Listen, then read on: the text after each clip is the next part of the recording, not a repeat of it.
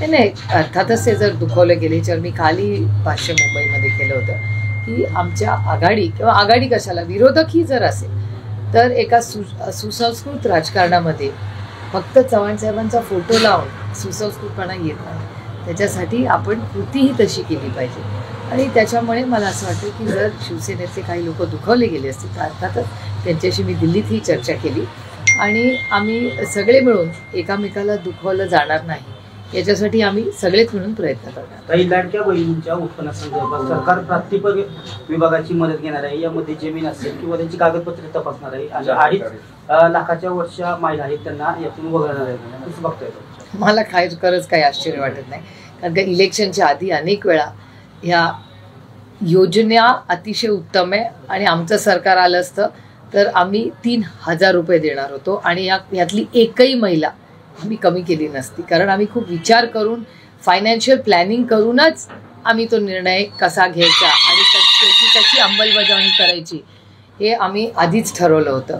त्याच्यामुळे हे म्हणजे काय पद्धतीने खरं तर हे दुर्दैव आहे की बहिणींना ज्या पद्धतीने आधी एक शब्द दिला आणि नंतर तो फिरवला आहे, आता हे खूप दुर्दैवी आहे. या सरकारने म्हणजे योग्य नाही हा शब्द वापरणं, पण खूप दुर्दैवी आहे की महाराष्ट्रातल्या बहिणींवर हा अन्याय करतो.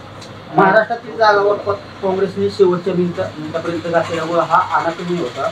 युवनपेक्षा आमदार आणि फक्त आंबीच्या वृत्तीमुळे पळावं असं सामनामधून आगले का टीका करण्यात आली. ठीक आहे, लोकशाही आहे. लोकशाहीमध्ये एका सशक्त लोकशाहीमध्ये प्रत्येकाला मन मोकळं करायचा अधिकार आहे आणि पत्रकारिता अशीच असली पाहिजे, ती पारदर्शकच असली पाहिजे. आमच्यावरही अनेक वेळा अनेक वर्तमानपत्रातून टीका होतात, पण एका सशक्त लोकशाहीमध्ये असं झालंच पाहिजे. माझा आग्रह आहे की कुठल्याही लोकशाहीमध्ये एकामेकावर धोरणांबद्दल टीका करणं त्याच्यात काही गैर नाही.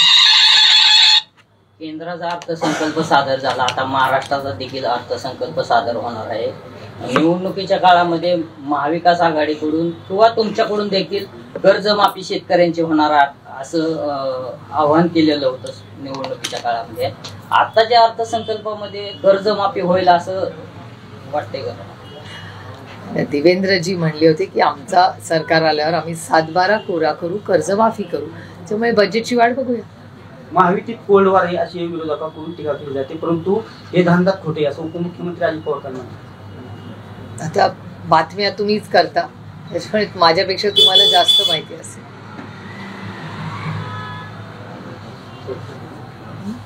काल अजित पवारांची सभा पार पडली, ते बोलले की भाषणामध्ये बोलताना मी थोडा घाबरतो किंवा कारण की सक्का भाऊ माझ्याबरोबर नाही. मला नाही माहिती, मी स्टेटमेंटच ऐकलं नाही, त्याच्यामुळे मला माहिती नाही काय बोललो.